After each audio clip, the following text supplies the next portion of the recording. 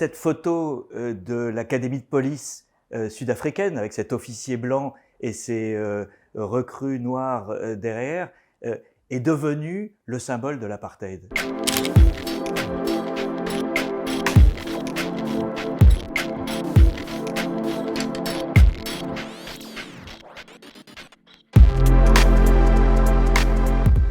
Elle décrit à la fois la hiérarchie raciale qu'imposait l'apartheid, le chef est blanc, les hommes sont noirs, cette supériorité de cet homme qui a son uniforme quand les autres ont le crâne rasé et sont d'une certaine manière soumis.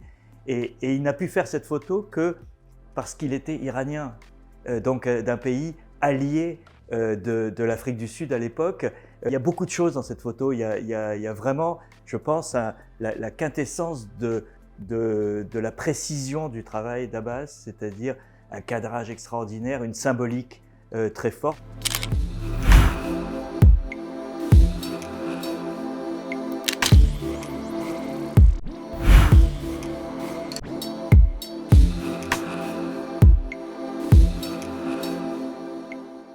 J'ai rencontré Abbas en 1978 à Johannesburg. Un jour, on a vu arriver un photographe iranien qui avait une accréditation du journal Kehan de Téhéran. Et à l'époque, c'était encore le régime du Shah en Iran, qui était le grand ami du régime de l'apartheid en Afrique du Sud. Et donc le fait d'avoir cette accréditation lui ouvrait toutes les portes. Quand il est rentré à Paris, il m'a envoyé un mot pour me dire « Je suis désolé, je ne pouvais pas te dire la vérité. J'étais pas là pour un journal de Téhéran, j'étais là pour l'agence Gamma française. Mais je ne pouvais pas risquer de brouiller ma couverture vis-à-vis des autorités sud-africaines. »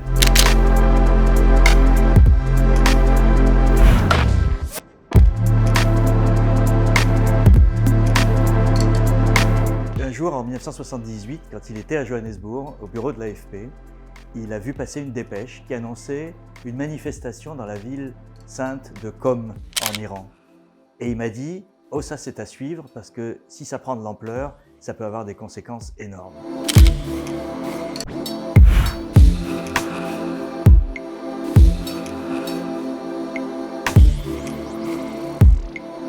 Je pense qu'il a été assez meurtri par l'issue de cette révolution. Il l'a appelée la révolution confisquée.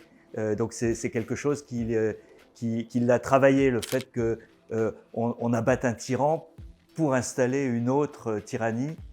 Ma photo préférée, c'est celle de cette petite fille mexicaine qui a deux têtes de mort en sucre qu'elle met devant ses yeux, parce que ça résume une partie de la personnalité photographique d'Abbas, c'est-à-dire à la fois de la gravité et de la malicité, de l'ironie. J'avais été surpris un jour d'arriver à l'Assemblée Générale de RSF et de tomber sur Abbas qui était là. Et quand il était à Paris, il ne ratait jamais une Assemblée Générale de RSF. C'était une cause et une organisation qui lui tenait profondément à cœur. Mais il y a à la fois un geste ludique et un geste utile parce que ces fonds vont aider à défendre la liberté de la presse dans le monde.